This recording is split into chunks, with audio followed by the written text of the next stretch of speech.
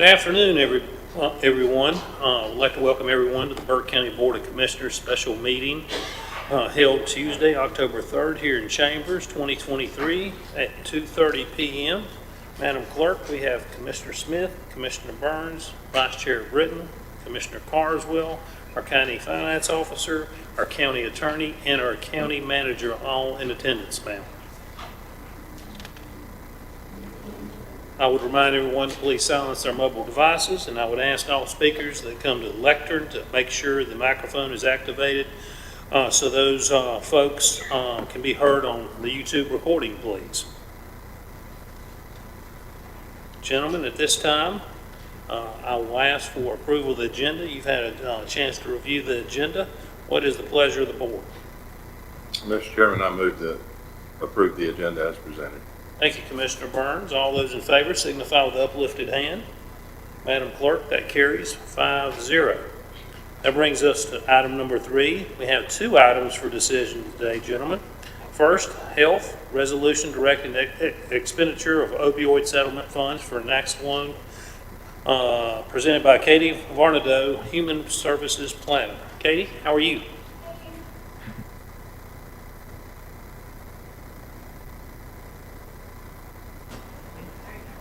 Is it on? Okay. Yeah. It is with sad news that I bring this resolution to you. Last week, we received notification from DHHS that in the past month, overdoses in Burke County have significantly increased, and we've seen a 6-month increase in ED presentations for opioid-related overdose of 73%. So when we received that news, we knew we needed to act swiftly. And I'm bringing this resolution to you today for the expenditure of opioid settlement dollars to purchase naloxone for community distribution. This is a downstream effort to save lives and prevent fatalities from overdose. Naloxone is an antidote medication that is administered either intramuscularly or nasally to reverse overdoses. And this is something that we can do now and get out in the community now so we can help save lives. So this resolution it follows the requirements of the NCMOA for the expenditure of $10,000 for the purchase of naloxone. Thank you, Katie. Gentlemen, comments? We'll probably have several. Questions? Mr. Chairman, where will these doses be distributed? So we'll work with our community partners to create a distribution plan to the communities. Right now in the health department, we have requests from volunteer fire departments, community agencies, and the community at large for naloxone. So we'll work with our community partners to come up with a distribution plan to get it out in the communities and businesses and in the hands of families and individuals that may need it. Okay, thank you. Thank you, Commissioner Burns. Other comments, questions? Thank you, Mr. Chairman. Katie, we've been doing just a miraculous job, I think, in the opioid arena, but I am concerned that all of a sudden we get a lot of urgency from DHHS saying we're 73%. Why did they not contact us much sooner about the overdoses? And I think that moves Burke County kind of to #1 spot, does it not? So I'm assuming that they're using NC Detect and they're getting the information at the end of the month. So whatever algorithm they were using sent a flag to their analyst, and then that triggered an email to come to the health department to make us aware of that. Another effort that we're doing now is around our data management, as we're looking at developing an overdose fatality review board that will collect that data in real time. So I have some EMS data for the last month, and EMS is responding to about 1 overdose every day, and there were 2 fatalities last month from that, according to the EMS data. So what we want to do with the overdose fatality review board is compile all of the available data that we have and get really a local real-time perspective on what's happening now instead of being reactive and waiting for someone else to notify us. So we're making progress toward being innovative in our data collection. Well, I agree. I think it's a reactive approach. I think BSAN has done an extremely good job of making sure naloxone is distributed throughout the county. I think our EMS has done just a yeoman's job making sure there's plenty of Narcan on the vehicles themselves. Our sheriff's department, our police departments, local police departments have Narcan in their vehicles to use when necessary, but it still burdens me really a lot to find out we got a rise of 73% and we're finding out about it this week. I understand that's nothing that you can answer, but coming from DHHS, again, I want to find out, they should be giving us some information as to why there's a 73% increase so that we can tackle it from that. It's great. This applies to my presidential initiative of one more thing. I don't mind giving $10,000 and using the Narcan, but I would like to grab a hold of why. Give me the why of why we're 73% and we didn't know about it before this week. That's the only question I've got. Like I say, you're probably not going to be able to answer because the information just flows and it came into the health department. Here we are. Mm-hmm. So I'm trying to find another avenue of how we gather data locally, either through BSAN or either through the other entities that we have here, as to how we can get 73% cut down. You understand where I'm coming from with this, okay? I think it's a legitimate question to ask, why today? And like I said, naloxone is a downstream intervention, which means that we're reacting to something that's already happening. And when we establish something like the overdose fatality review, we'll be able to look at a case-by-case basis and determine the exact root causes of what's happening to cause people to overdose, and then develop recommendations from that. So the purchase of naloxone is just one of the one more things that we're doing to start with, to position ourselves to be able to respond before we have fatalities.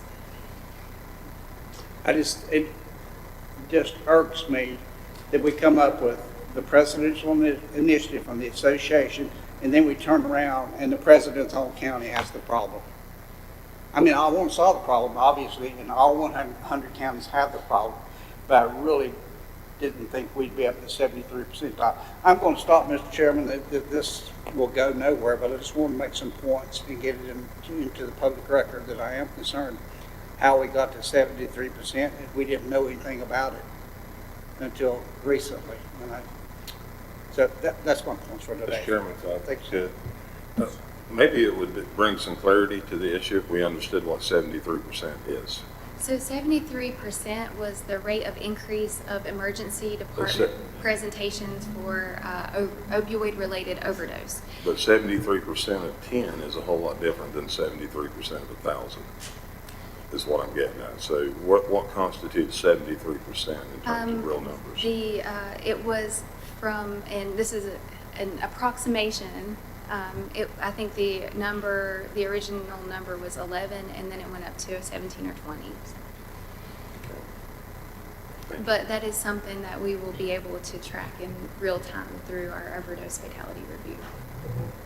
Well, I think to Commissioner Carswell's point, I have a hard time sometimes with percentages, because percentages can paint a really bad picture or a really good picture of something that is really manageable. Like I said, 73% of 10 is a lot different than 73% of 1,000. So if we could see, I don't mind seeing the percentage, but going forward, if we could see the numbers, that I think would help me. Sure, absolutely. And even if the number is, if it's a low number, it's still one, even if it was one person, that's still. Okay. Katie, how many doses will $10,000 buy? So Narcan or naloxone right now is about $80 for the nasal per 2 doses in a box. So we would be able to purchase around 800 to 1,000. Okay.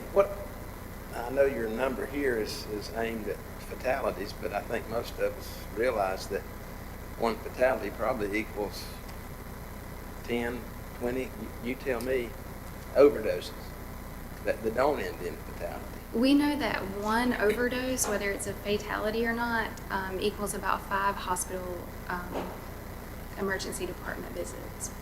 So last month, our total number of EMS calls was 30 with 2 fatalities.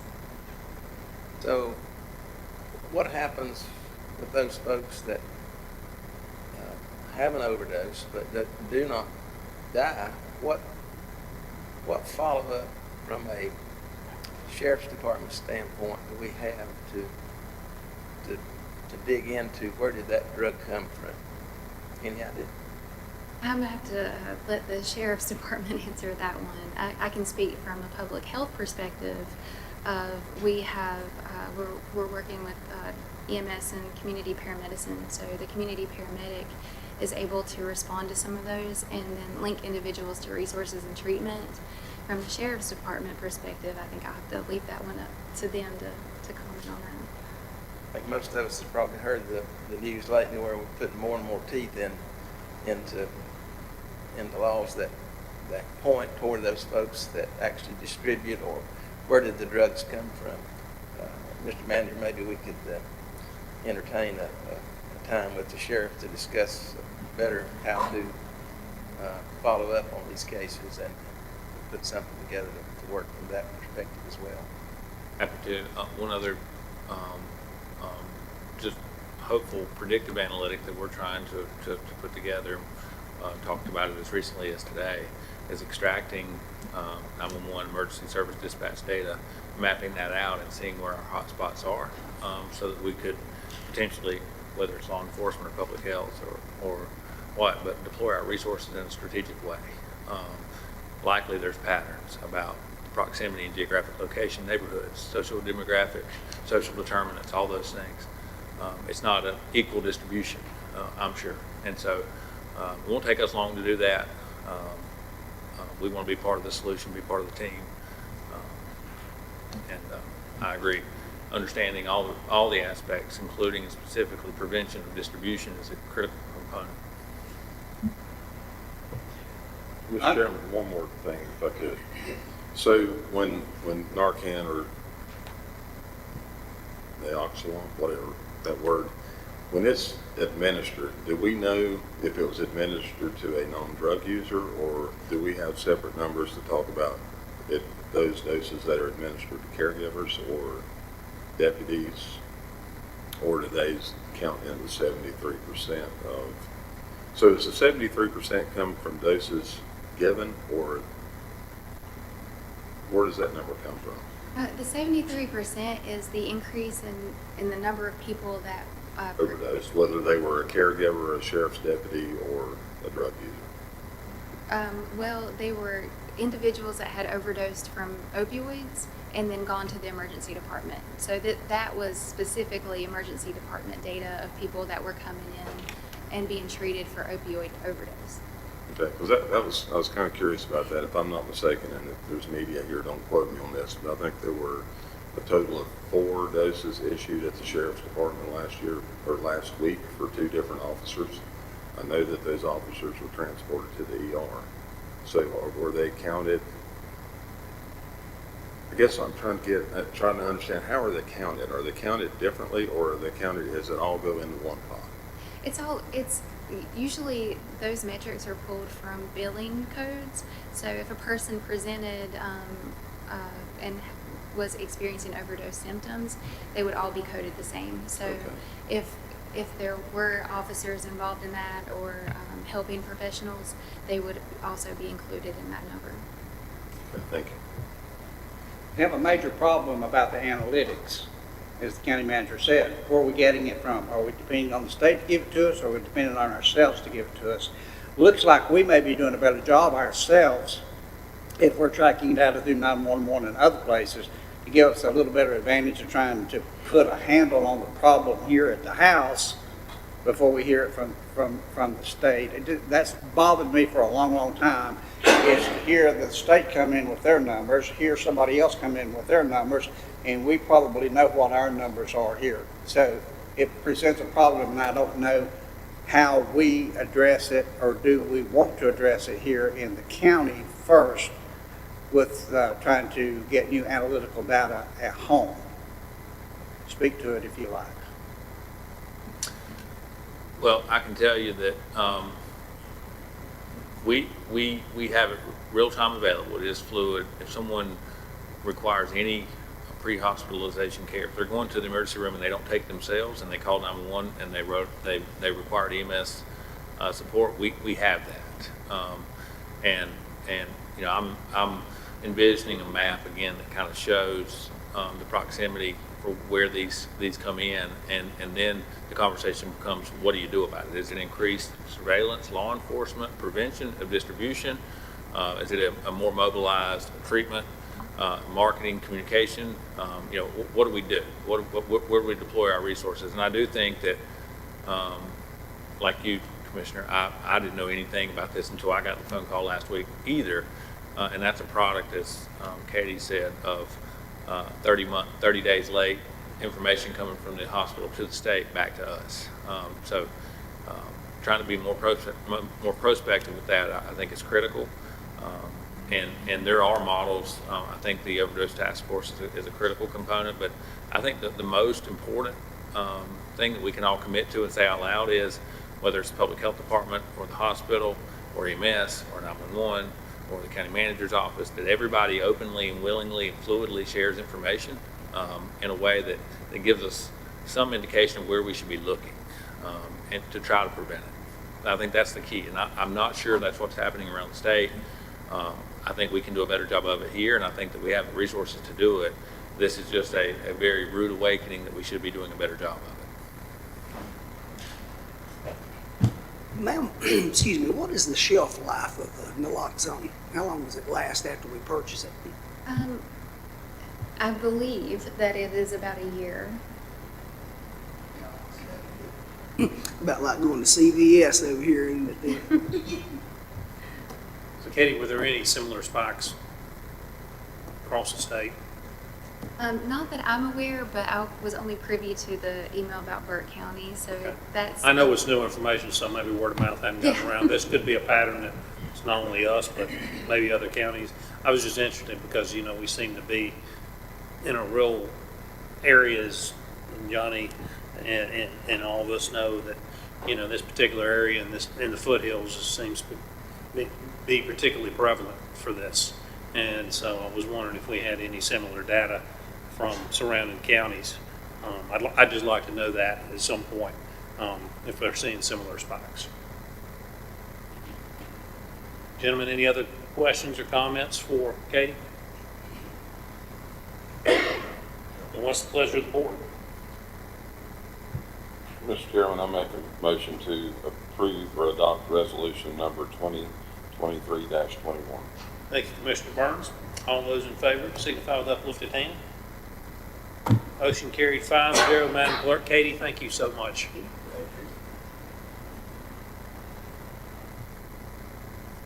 Gentlemen, that brings us to decision number 2, selection of contractor for the Jonas Ridge Waste and Recycling Convenience Center completion project.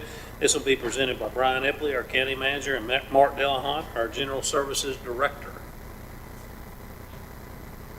Mark, how are you, sir? Good, real good. Good afternoon, Mr. Chairman, members of the board. As you're aware, and if you would cue up the PowerPoint slide, please. Okay, next slide. Next slide. There we go. As you are aware, in June of 22, the county purchased property in Jonas Ridge for the construction of a new convenience site and a community center. The current convenience site has been in operation since 1996 and is in need of an update and additional space. Thus, a plan was developed to construct a modern convenience site and a recycling center that will last us for many years to come. Next slide, please. So I just noticed I have the clicker here, but thank you, Scott. Although construction of the project was originally bid in December of 2022, due to contractual challenges, it became necessary for us to rebid the unfinished portion of the project, and the design build procurement model was selected for that purpose. Selection criteria was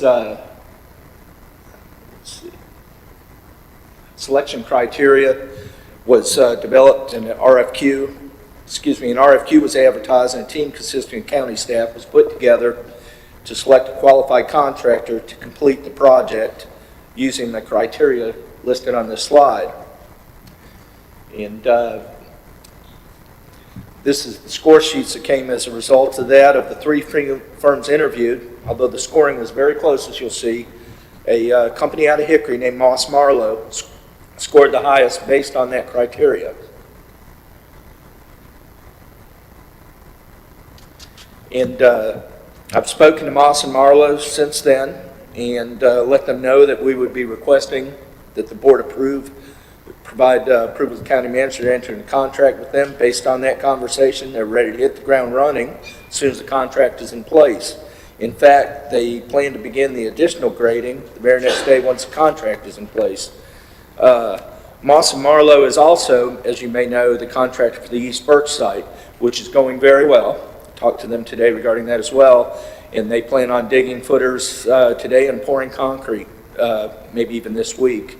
With that said, I'm before you today request that the board authorize the county manager to negotiate and execute a contract with Moss and Marlowe to complete the construction of the Jonas Ridge project. And I'd be happy to try and answer any questions you may have.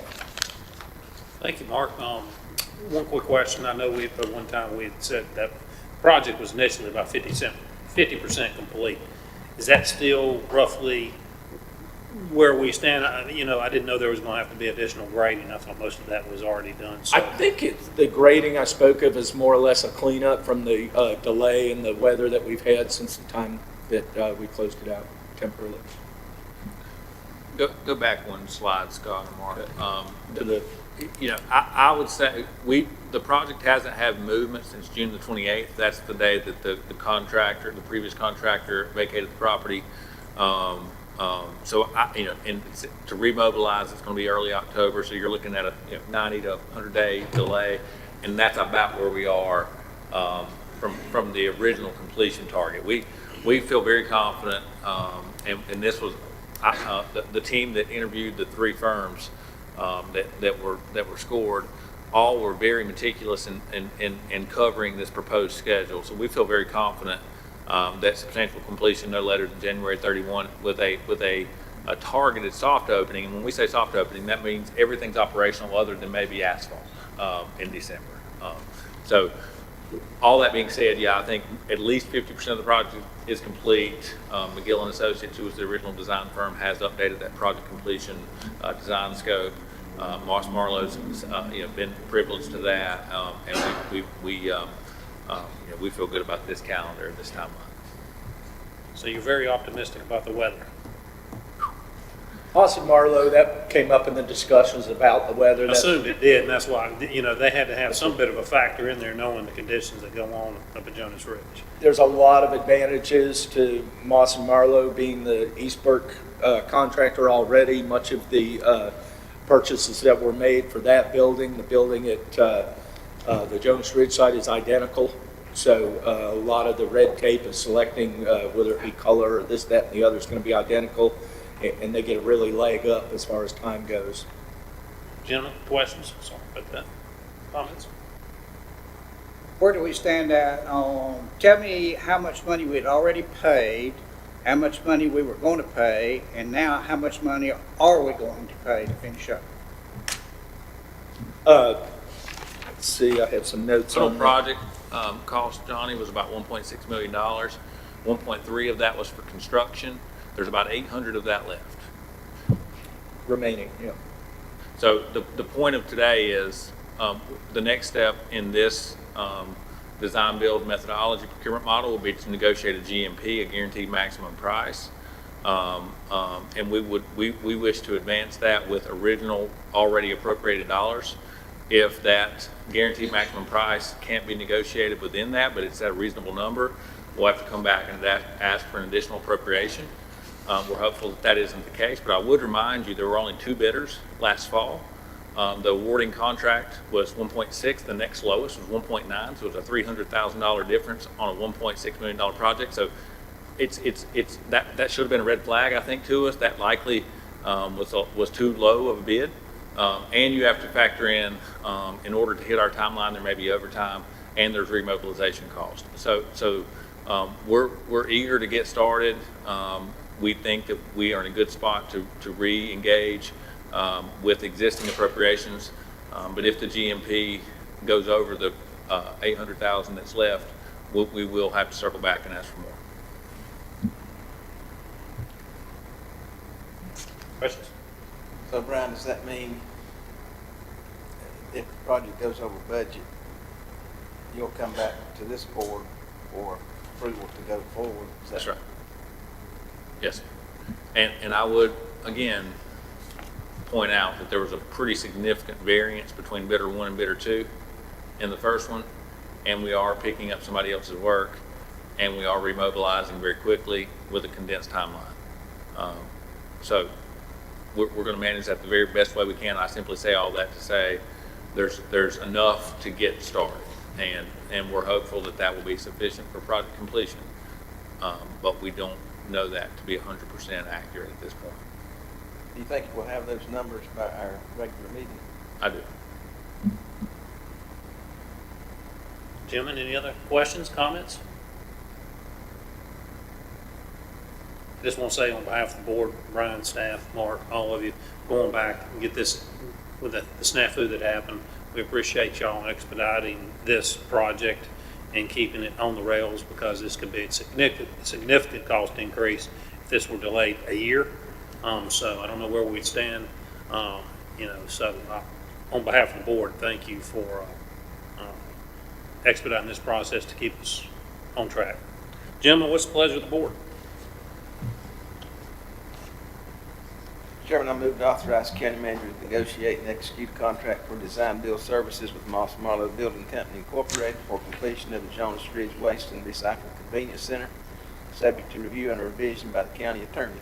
If an agreement cannot be reached with the recommended firm, then the county manager is authorized to negotiate a contract with the second or third ranked firms. Thank you, Vice Chair Britton. All those in favor of the motion signify with uplifted hand. Madam Clerk, that motion carried 5-0. Thank you, sir. Thank you. Gentlemen, that concludes our business for a special call meeting. We have a motion to adjourn. So moved, Mr. Chairman, with 2 minutes to go. Thank you, Commissioner Burns. All those in favor signify with uplifted hand. Madam Clerk, motion carries 5-0.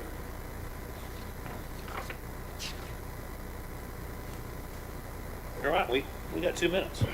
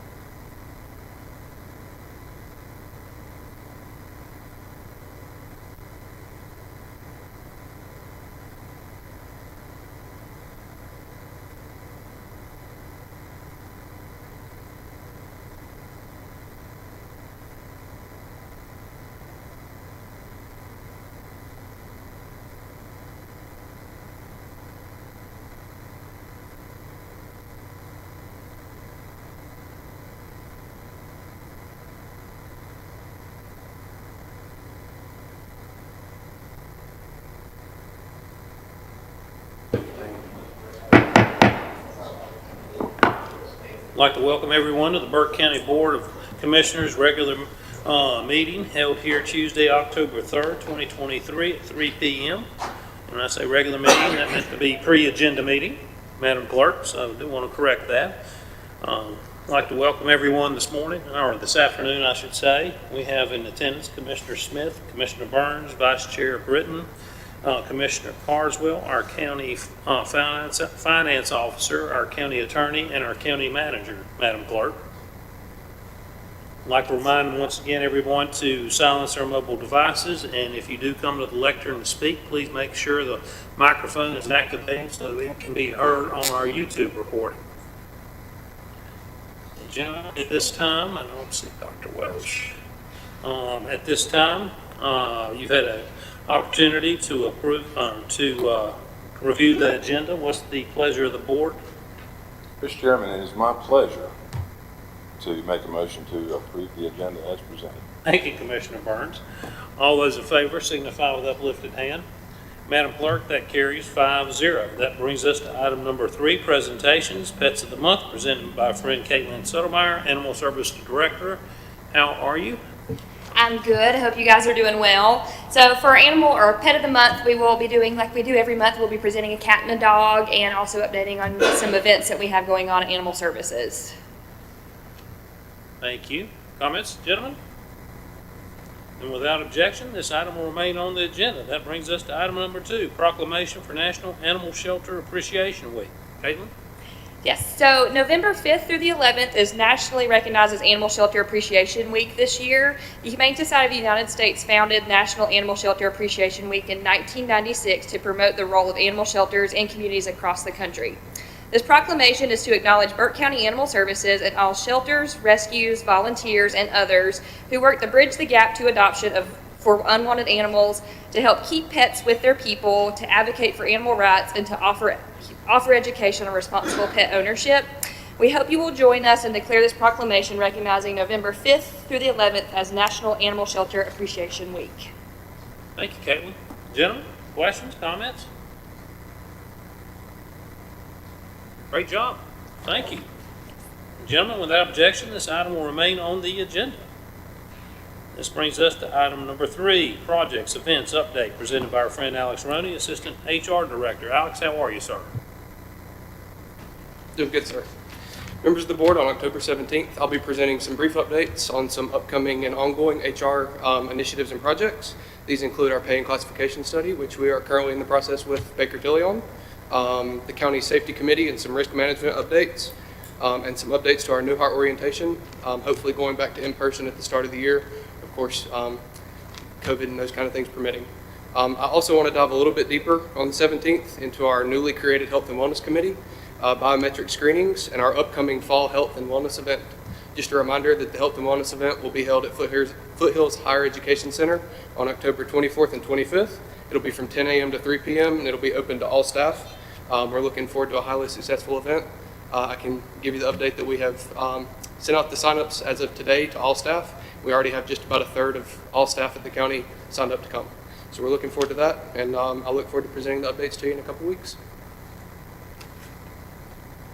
Gentlemen, any questions, comments for Alex? Thank you, sir. Thank you. Then, gentlemen, without objection, this item will remain on the agenda. That brings us to item number 4 under presentations, library programs and services update and the 100th anniversary proclamation. 100, wow.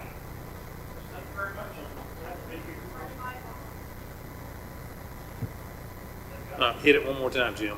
Okay, here we go. Yeah, I have 2 items to present. We have a presentation on library services, and we also have a proclamation for our 100th anniversary. I'll walk you through the presentation really quick. Just an overview of the library. If it's going to work.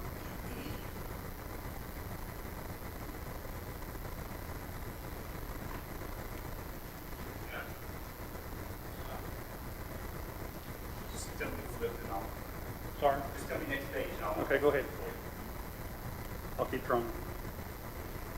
So the question I want to answer is what our library is all about.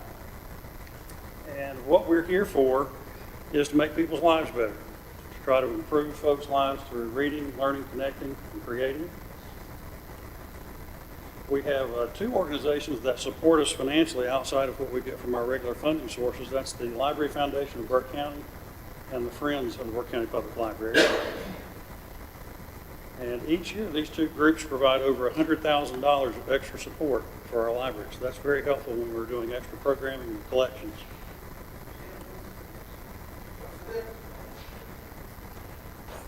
The Library Foundation was really set up to look at longer range fundraising and larger amounts of fundraising.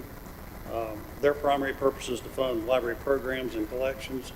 The Friends is a more proactive group. They're a lot more active than the Library Foundation. The Library Foundation's primary function is fundraising. Now, the Friends do some fundraising, but they do a lot of support for our library staff and our patrons. Friends is a smaller group, has a smaller budget. Library Foundation, has almost $1 million in assets right now, so they're a much larger, more well-funded group than the Library Friends. Now, the bulk of our support comes from you all, from Burke County. We are also very fortunate as a county library system to get funding from several municipalities in the county. Morganton, Valdez, Hildebrand, Drexel, Rutherford College. We also get a substantial amount of funding from the State Library of North Carolina through our annual State Aid to Libraries contribution. And I'm proud to say our contribution for State Aid has gone up. The legislature approved an additional $3.8 million in recurring funds for State Aid to Libraries, which brings that total to almost $18 million. So we should get a nice increase this year in our State Aid. A little history about the library. The Morganton Public Library started in 1923. It was in a storefront in downtown Morganton. That large table in the forefront we still have.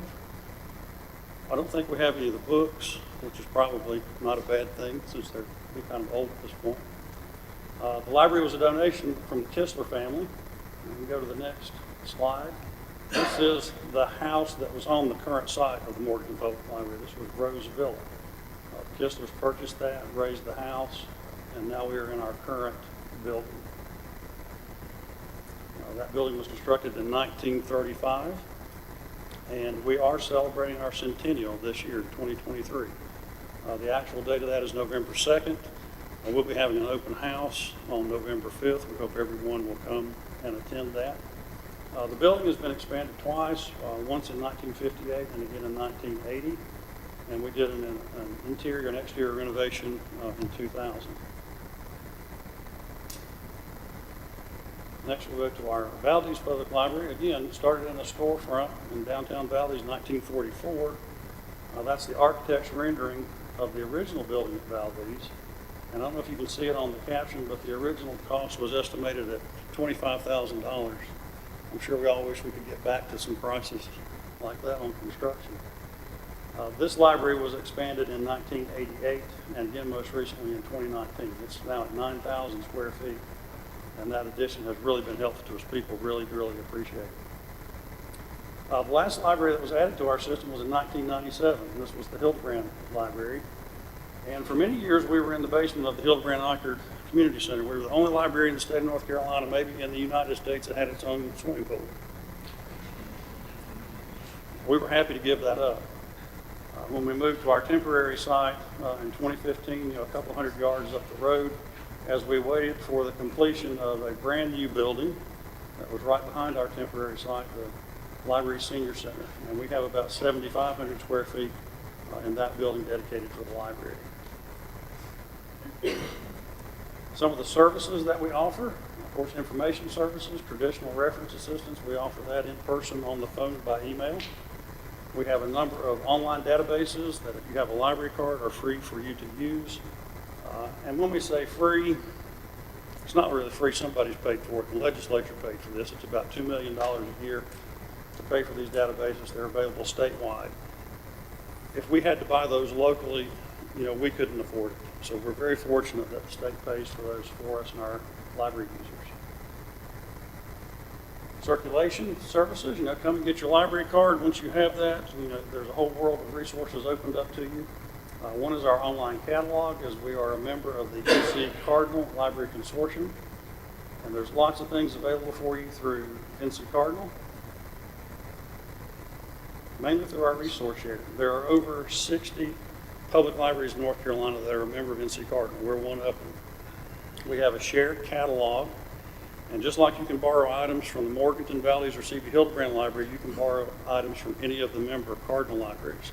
And there are over 7 million items that you have access to. You put a hold on those items are packed up for you and brought back to us here. And gratefully, we do not have to pay for postage. The state library pays for all the shipping both ways, so that's a nice savings for us too. Our North Carolina room is a great resource. That's kind of a library within a library. They have lots of local history information. Our Picture Burke project, where we digitize images related to Burke County. They have over the years done over 7,000 images of Burke County, and you'll see those in the News Herald and the paper every week. Internet, of course we have internet. We have 35 hardwired public computers for internet. We have Wi-Fi at all of our sites. Technology, we offer classes. We offer software applications on all of our public computers. We provide technical assistance to our customers with software and hardware as we have time to do that. Documents, if you need to print or copy, we're a good place to come to do that. We're probably one of the few places remaining where you can actually send and receive a fax. Some people don't even remember what a fax machine is. We still have one. You can also scan documents if you need to. E-books. E-books have become very, very popular the last few years, and we have lots of resources for e-books that you can download to your phone or your tablet or your computer. And our website is a great source for information about the library. You can get information about all of our programs, our online resources, where our libraries are located, and what their hours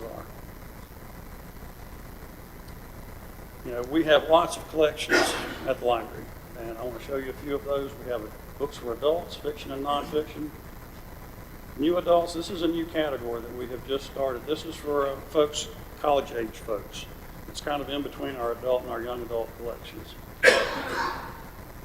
Traditional young adult, those materials are aimed at folks in high school. Juvenile collections, and this goes from birth to middle school. We have board books, picture books, and then juvenile fiction and nonfiction for those kids. When you get to be my age and you require readers, you have to go to the bigger print sometimes, so we have a good collection of large print books. Again, our North Carolina room, lots of resources there on local history and genealogy. Audio visuals, we have audio books on CD, we have e-audio books, and a collection of DVDs and e-video. Periodicals, we still subscribe to a lot of print magazines and newspapers. If you use the Libby app on our Overdrive collection, we have over 400 magazines that you can access there. But, when you go back to that first slide when I talk about our mission, our goal is to improve people's lives. Sometimes, you wonder, are we actually having an impact? And you can always look at numbers to get an idea, but another thing you can look at is faces. And I want you to look at the faces in these pictures of some of our programs. This is a story time at the Morganton Public Library.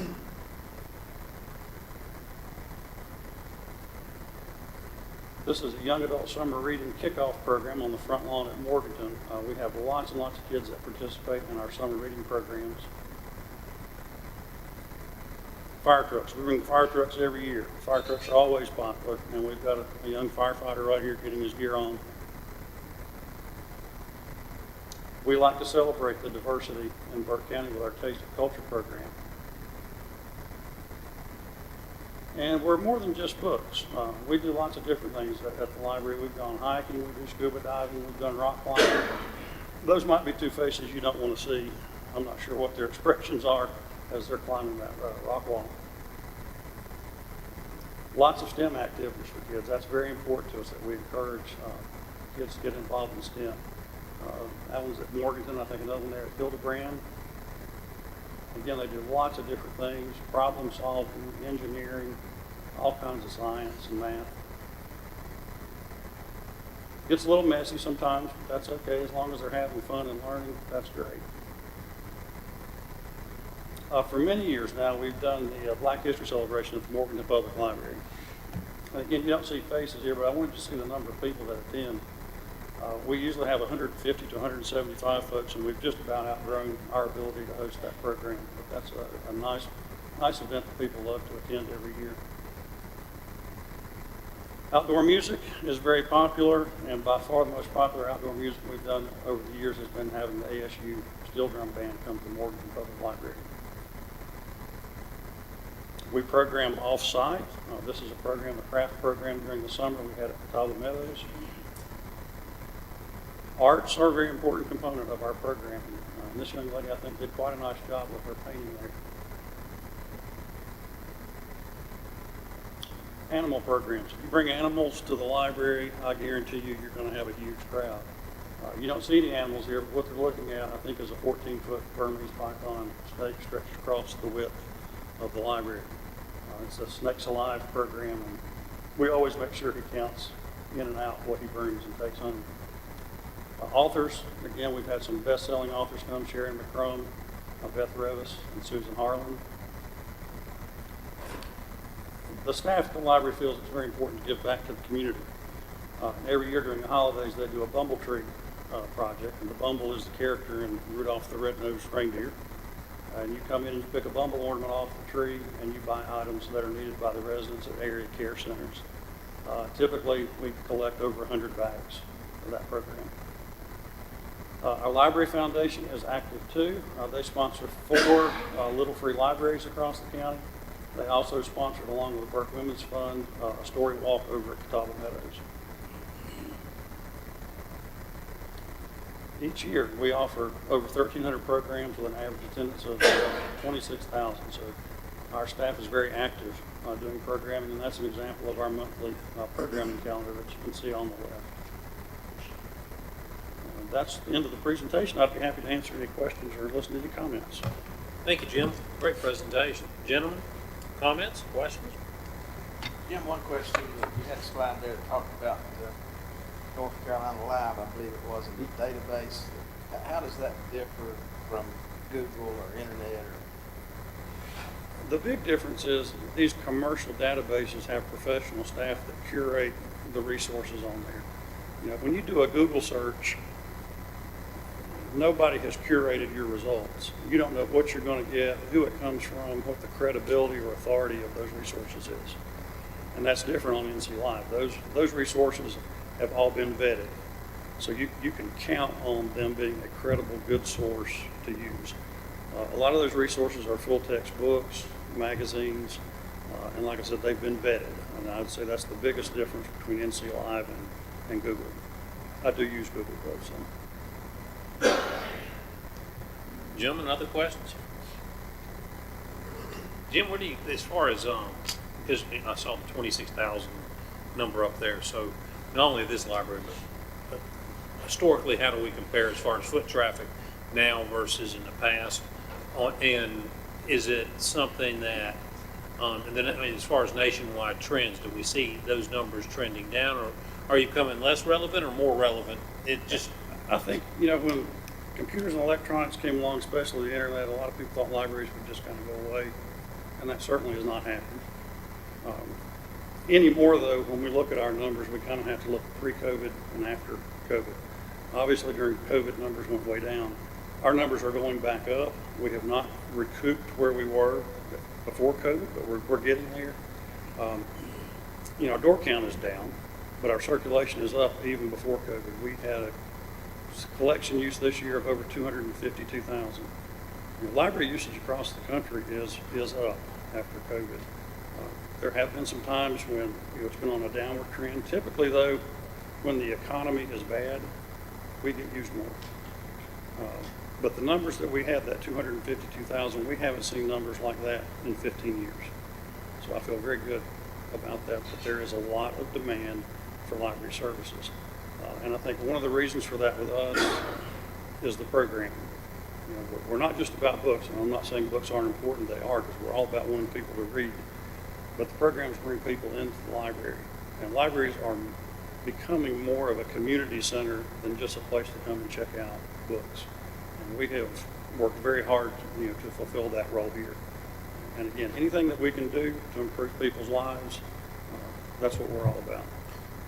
and just kind of follow up with that, so you are seeing increased usage in some respects, but when you're looking at as far as space needs, and that's been talked about for years, and I don't want to stir anything up, but what I'm asking is, I would think for square footage needs in the library system, not just here or anywhere, it's probably gone down per square foot per client because of the way the usage is. Am I incorrect? I would say you could get by with less square footage now than you could in the past. The North Carolina Public Library Directors Association develops standards for things like that. And they used to have a standard for square footage that was at 0.65 square feet per capita, and that has gone down now to 0.58. But even at the 0.58, and I kind of promised myself I wasn't going to talk about space, but No, I asked the we do question, have but we're some space. seeing it trend down, is what I'm getting at. And a lot of that has to do with electronic resources. You're not having to warehouse as many items. What we're finding, though, is while you might need less space for collections, you're probably going to want more space for programming and people to come in and gather and meet and use your facility in that way. Mr. Chairman. Jim, what's been the impact of having merged the senior center and the library in Hildebrand? What's been the effect of that? And I think, anytime you have an opportunity to collaborate and share a facility like that, I think it's a good idea. I mean, there's an opportunity there to do some different types of programming and services that you might not have otherwise. For example, here in Morganton, the library and the senior center are both in Morganton, but we're not in the same facility, and we're not that far apart, but there's not that collaboration that you have when you're in the same facility. I think it's a great idea. so did you see the usage in the library go up once you guys moved into the shared facility? Oh, yes. Tremendously. A couple of reasons for that. One was the new facility, more space, new space, the increase in the hours. That facility in Hildebrand is now comparable to what we have in Valdez. It's pretty much the same amount of use at both places. And until we got into that new facility, that was not the case. Thank you. Jim, you and I were talking that space is important though, because you sometimes have like 6 copies of the same novel, or it's like a John Grisham book, or Yeah, Mr. Smith and I were talking earlier about, when that new James Patterson book comes out, it's not like we buy one hardback copy. We got to buy a minimum of 3 for all 3 sites. Then somebody's going to want the large print version. Somebody may want a paperback version. Somebody's going to want it on audiobook on CD. Somebody's going to want the ebook, and somebody's going to want the e-audio book. So very quickly, you're looking at 5 or 6 different formats for one title. And probably the cheapest one of those, other than the paperback, is the hardback copy. When you buy ebooks, very often you don't own that in perpetuity. You buy it for a period of time, 12 months or 24 months, or you buy it for a number of uses. So when that time period expires, the book is gone out of your collection and you've got to get it again. Same thing with the number of uses. Whenever those number of uses are gone and you still have demand for it, then you've got to purchase it again. So it becomes fairly expensive to maintain a collection with all those different formats. Any other comments? Mr. Carter? And we don't need to lose sight, even though we have a very aggressive internet program trying to get broadband all across the county, the library is still used for schoolwork. There's still children come in, and that's the only way they have to get to a computer, get to the internet, and the families, especially some of our folks that have just moved into Burke County, children are teaching adults how to speak English and how to read the books. I guess one of the most unfortunate aspects of what we have now, especially at the Morganton side, is the homeless folks that we have that have given us a little bit of a headache about being on the grounds of the facility. So when we talk about space needs, I think one of the things that we look at in the future is the security issues that need to be in place, because of the numbers on the library are still going up. There's still books there, and people still read those books, and it gets a the programs, Jim won't brag enough about the programs in Burke County. Burke County Library is a leader all across the state of North Carolina in programs. Our programs are phenomenal, and there's a lot of people come. It's just like when the band comes down from ASU, you don't even have room to stand over there on the grounds. So Jim's crew, as far as retention, he has a great crew that works for him. They don't leave. They stay there in the library. So a lot of work to do, especially in the Valley side is really good. Of course, the Hildebrand side is great. So we've got some problems at Morton that need to be taken a look at, but we're still providing the services that Jim said. We're meeting the mission, and we do appreciate that, Jim. Appreciate it. The second item we have is a proclamation celebrating the 100th anniversary of the Morton Public Library that we will present at your regular meeting. If you'd like me to read that now, I can, or we can wait till the regular meeting. And gentlemen, I would say we can just listen to that at the regular meeting. Gentlemen, any other questions, comments? I do want to make a comment. I have a granddaughter in the 3rd grade, and and I want nothing more than for her to love to read. And there's just something about putting her in a car and driving her to the library to turn that into an experience, as opposed to just picking up a book off the shelf at the house or getting her little iPad out and dialing in to pulling up something for her to read. The experience is a huge part of it, and I appreciate everything that the library system in Burke County does. Thank you. We appreciate And that. she's there once a week, Good. and she would be there 8 times a week if we had time to take her. But I just wanted to say thank you. Thank you. You enjoy it more than she does, don't you? Any other questions, comments, Jim? Jim, you do a great job, as we've said, so appreciate it, and we'll see you for the proclamation at the next meeting. Thank you, sir. Gentlemen, without objection, this item will remain on the agenda under presentations. This will bring us to item number 4, scheduled public hearings. We do have 2 of these, gentlemen.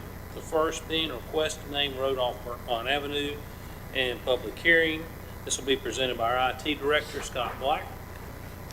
So he comes out from behind the glass. I had to come out, yes, I had to come out today.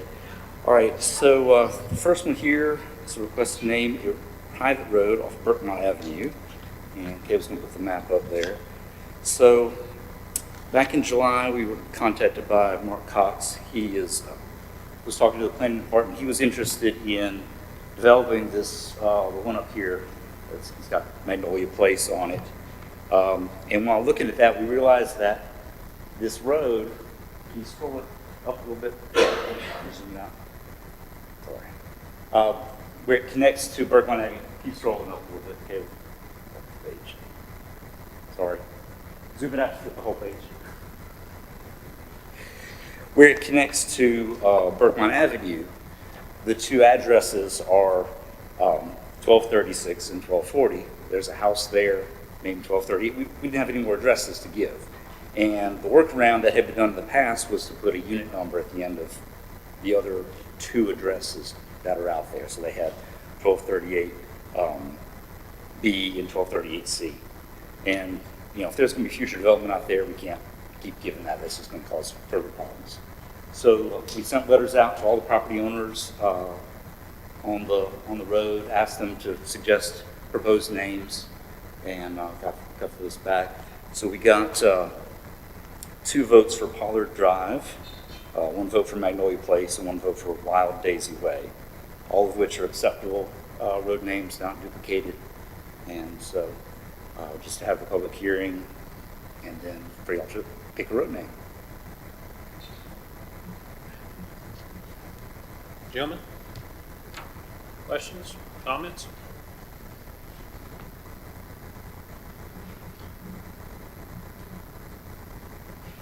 All right, without objection, this item will remain on the agenda under scheduled public hearings. That'll bring us to item number 2, request to name the road off Mineral Springs Mountain Road. All right. So this one again, we were contacted by some of the residents out there interested in naming this road. There are 5 existing dwellings out there and a mobile home park, although the mobile home park is addressed off its own little private drive, so that won't be affected. But again, and then part of this, the highlighted in solid yellow there, that part is actually a state maintained road for about 1,000 feet. And then the main part of the road runs up the dash line. So that's what would be all given the same road name. And then you can see these other arrow lines. These are essentially the driveways to these houses here and down here that connect back to the road. And then, so we sent letters again out to all the property owners.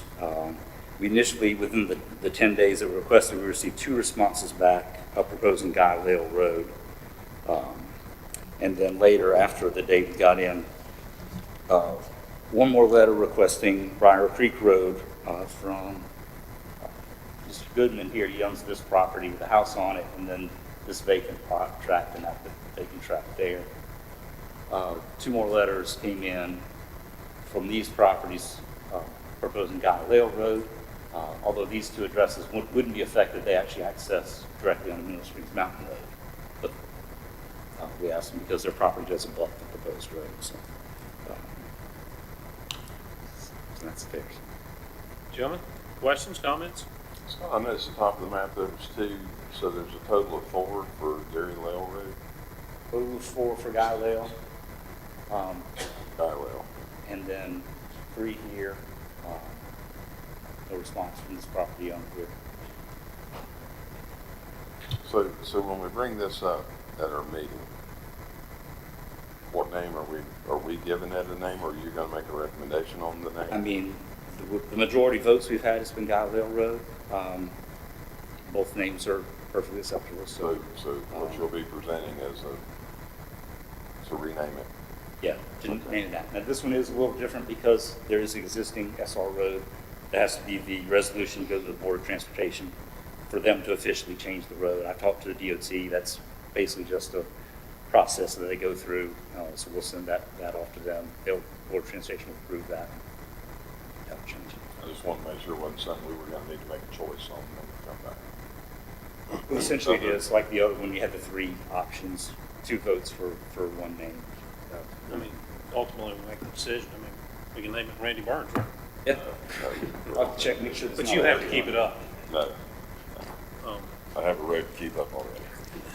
Gentlemen, any other questions, comments? Scott, thank you. All right, thank you. And gentlemen, without objection, this item will remain on the agenda under an item number 2 for scheduled public hearings. This will bring us to our items for consent. First item under consent agenda, appointment to the Parks and Rec Commission, presented by our Madam Clerk, Kay Draw. Good afternoon, Mr. Chairman, members of the board. This is a request to remove Terry Norton from the official roster. He was in seat number 7 representing W.A. Young, and but he has resigned, and we are requesting that you appoint Chris Newton to fill that vacant seat, which has an unexpired term ending March 31, 2024. Gentlemen, questions, comments? There being none, without objection, this item will remain on the consent agenda. Item number 2, reappointment to the Jury Commission, presented by Madam Clerk. Thank you, Mr. Chairman, members of the board. This is a request to reappoint Jennifer Francis to the Jury Commission to complete the remainder of a term ending September 30th, 2025. You may recall that we recently appointed her to a very short, unexpired term, and this will be her full appointment. Gentlemen, questions, comments? And then without objection, this item will remain on the consent agenda. That brings us up to item number 3, reduction to the membership of the East Burke Senior Center Advisory Board, presented by Madam Clerk. Thank you, Mr. Chairman, members of the board. I'm going to do my best to present this, but we do have Roxanne Powell with Senior Services here in case I get stuck. This is a request to reduce the membership of the East Burke Senior Center Advisory Board from 9 seats to 5 seats. There are a number of seats that are vacant, and they have been vacant for quite some time, and reducing the membership would allow them to establish a quorum and do their business. In this new proposal, there would be 5 members, 4 of them would be at large. 3 3 of the 4 at-larges would be for citizens over the age of 55, and 1 seat would be for the East Burke Senior Center site manager or an ex officio non-voting member, staff member. So the makeup is very similar to what they have now. It's just a reduced capacity. Thank you, Madam Clerk. Gentlemen, questions? Okay, I'm having trouble reading that. Explain the 5 members. It says 4 seats at large. 3 of the 4 is over 55, and then 1 seat for the East Burke Senior Center site manager or an ex officio. It seems like there's still a missing person there. I don't see the 3 of the seats have dual requirements, so 4 of them are at large, meaning they can live anywhere in the county.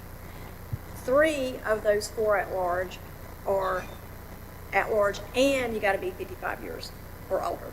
So that's 4 seats, and then your 1 senior center site manager. So is that a non-voting member? No, in that case, it is a voting position. If it's the ex officio staff member, then it's non-voting. But that's based on their existing bylaws. That's how it's kind of written now with their non-membership. So the site manager is a voting member. But I think maybe they did that because, say, like, for example, if the site manager position was vacant for some reason, then another senior center staff member could fill in a non-voting capacity so they could still possibly meet. That was what I was thinking. Gentlemen, any other questions, comments? There being none, without objection, this item will remain on the consent agenda. Thank you, Madam Clerk. Thank you, gentlemen. That'll bring us to item number 4, approval of real property purchase. This is a placeholder presented by Brian Epley, our county manager, or Mark Dillahunty. Take your pick. I'll take this one, Mr. Chairman. Okay. As we've talked about several times, we were in need of operational space, primarily for the use of social services and the adult protective services, currently being with not ample storage at our Parker Road site. They've been relocated to share space in next door to where we are today. And we had many more people than the space was designed for, and also not a great opportunity for public intake for those referrals. So we had been looking for opportunities and found a building directly across the street, 201 Avery Avenue. We're able to negotiate an advantageous purchase price, which is about 5,000 square feet. We were able to obtain that building for $575,000. That's about $118 a square foot, which is, in today's market, certainly a favorable transaction. Worked with the county attorney and are prepared to execute and with the board support. So I know that's something we've talked about several times, including last meeting in closed session, but happy to answer any questions you guys may have. Gentlemen, questions, comments? There being none, without objection, this item will remain on the consent agenda. Thank you, Mr. Epley. Item number 5 under consent agenda, general services RFQ for infrastructure projects related to sewer system design and construction. This will be presented by our friend Mark Dillahunty. Yes, thank you, Mr. Chairman. A RFQ was put out on August 14th for selection of a qualified professional engineering design firm for the bidding, construction, oversight of several infrastructure projects. The projects include, but are not limited to, lift station and collection system upgrades, sewer line replacement, general consulting, and planning for a system-wide asset inventory and assessment analysis. Due to an insufficient number of responses that were received from the original solicitation, the project was re-advertised, and responses are now due back on October the 6th, and it is believed that we'll have a recommendation before you at the next meeting. Gentlemen, questions, comments? Yes, sir. So are we moving this item to decision item? Is that the plan?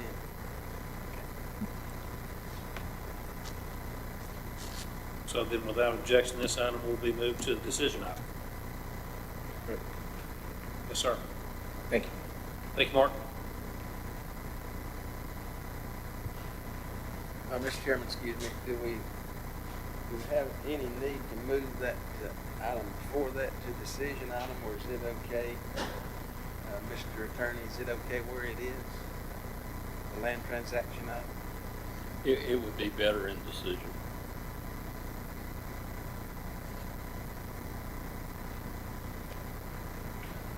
Mr. Chairman, I move that we move that item, item number 4, real property purchase to decision also. Okay. Thank you, Mr. Britton. Gentlemen? Anyone opposed? All right.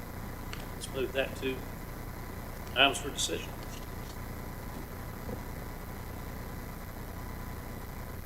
All right, that'll bring us to item number 6, Tax Department Release Refund Report for September 2023, presented by John Bridgers. Thank you, Mr. Chairman, members of the board. For the month of September, the tax refunds and releases, the report was $36,277.37. Rebuild amount was $3,918.83, with a net release of $32,363.54, and $0 were refunded. For the NCVTS, which is the vehicles, we had a refunds totaling $267.47.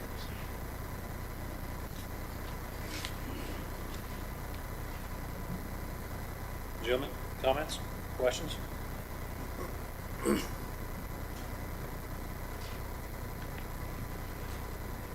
Second to review that.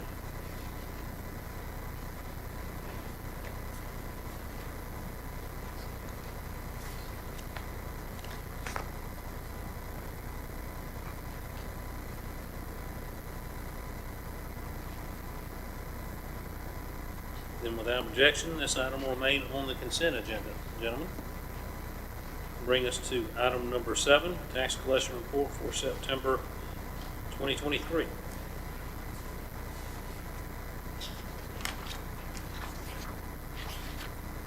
I have the wrong report in my hand. We got the one from the whole. Here you go.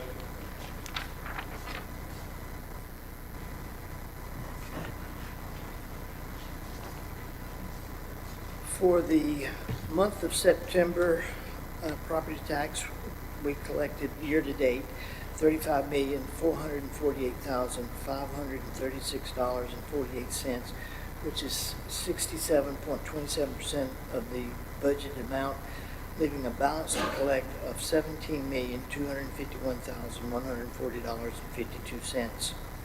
Motor vehicle tax, we have collected $1,559,234.86, which is 25.15% of the budget amount, leaving a balance to collect of $4,640,765.14.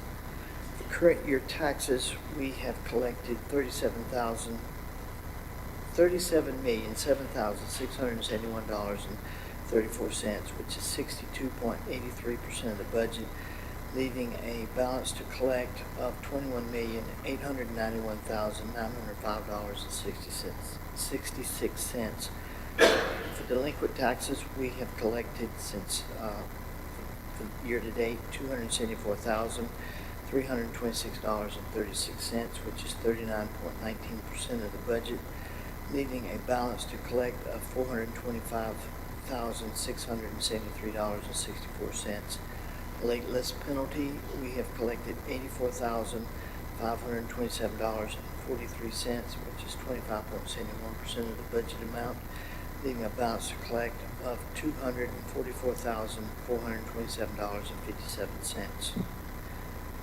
For the motor vehicles, the total tax levy, we have collected $35,448,436.48, which is 65.76% of the budget amount, with a balance to collect of $18,454,894.47.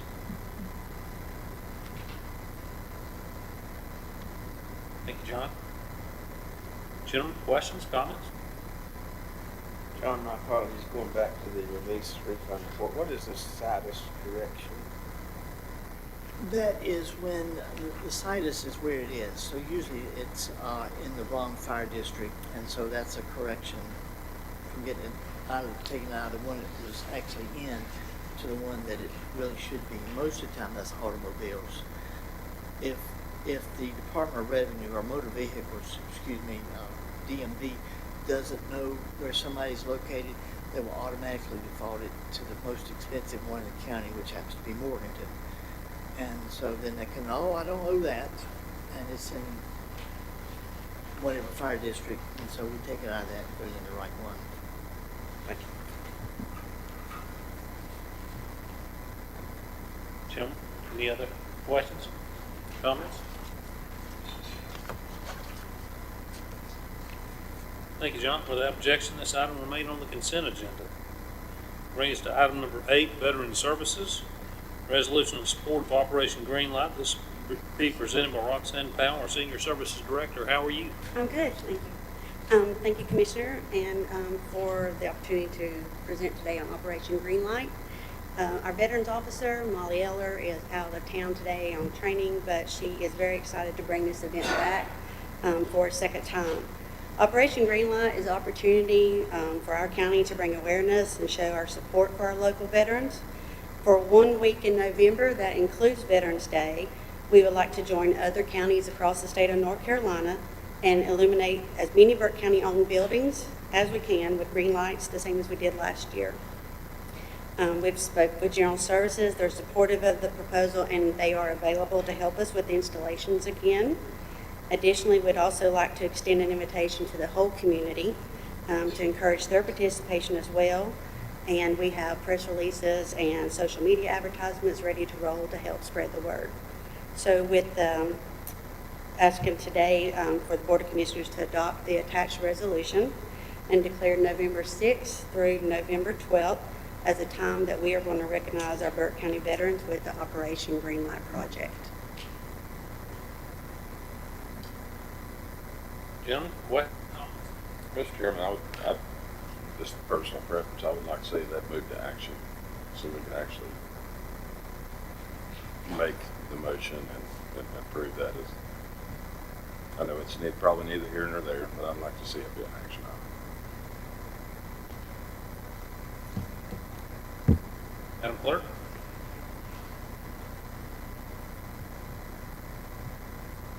Any other questions, comments?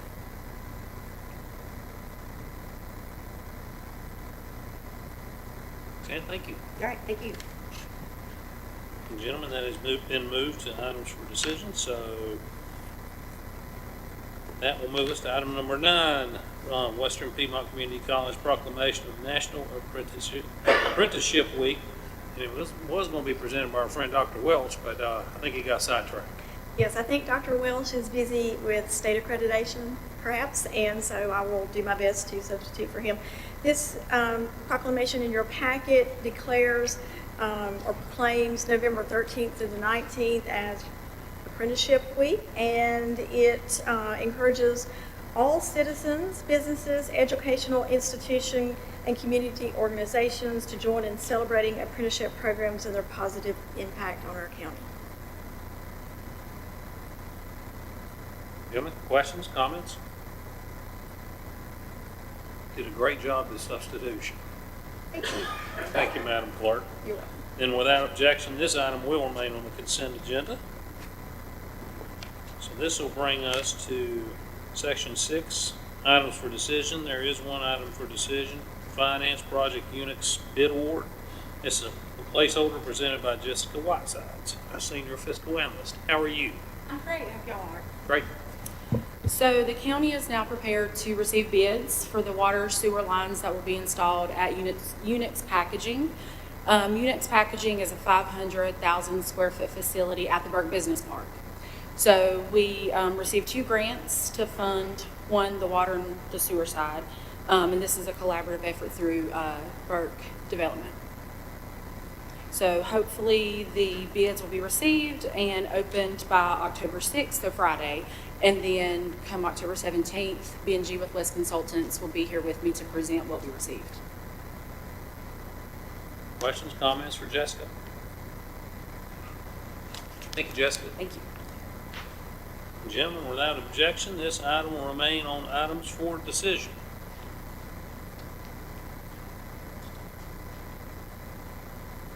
So, Madam Clerk, just for clarity on items for decision, on the 17th, as a reminder for everyone, we have this project, we have Operation Greenlight, we have approval real property purchase. Is there any others that I missed?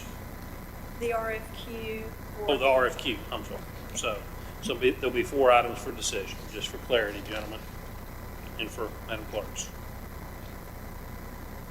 Gentlemen, any other questions or comments? Then I will remind everyone to submit your reports to the clerk ASAP for inclusion in the agenda packet. A couple of friendly reminders. October 5th, the Register of Deeds, as always, has some special occasion going on, and the Register of Deeds office is hosting their annual special wedding event of the year on Thursday, October 5th, 2023, from 1 till 7:30. The wedding ceremonies will be held outside in the courtyard under the big oak tree this year. This year's event will be Window to My Heart, which will be a rustic farmhouse-inspired theme. There are 14 slots for $90, which includes the cost of the marriage license, a certified copy of the marriage license, and officiant services. On October 10th, Recovery Court graduation at 2 p.m., courtroom number 2. October 9th, special announcement at the Great Meadows Mega Site at 11 a.m. at 3970 Dyesertsville Road, Morganton. Carpooling, highly recommended, Madam Clerk, because there's not a lot of parking. It's mainly on the side of the road, correct? That is correct. Okay. October 13th, ribbon cutting, Oak Hill Community Park and Forest, 1:30 p.m. That's at 820 North Carolina 126 here in Morganton. October 17th, Board of Commissioners, regular meeting at 6 p.m. As usual, we remind everyone to please don't litter, pick up trash, cover your loads to the convenience centers and landfill, please. Adopt or foster a pet from Animal Services. Spay or neuter your pets as well. So, gentlemen, at this time, is there any other discussion items? Yes, sir. I would like to make a recommendation to Mr. Wilson for the library when he has his Snakes Alive festivities next year, that we get the president of the North Carolina County Commissioners Association to do his Marlin Perkins impersonation with that 15 or 20 foot boa constrictor. Are you still sick? If Johnny agrees to that, I'm definitely going to be there. I think Johnny's saying that's the medication talking. Anything else, gentlemen? There being none, I will entertain a motion to adjourn. So moved, Mr. Chairman. Thank you, Commissioner Burns. All those in favor signify with uplifted hand. Motion carried 5-0. Thank you, gentlemen. Thank you, staff. Thank you, Madam Clerk.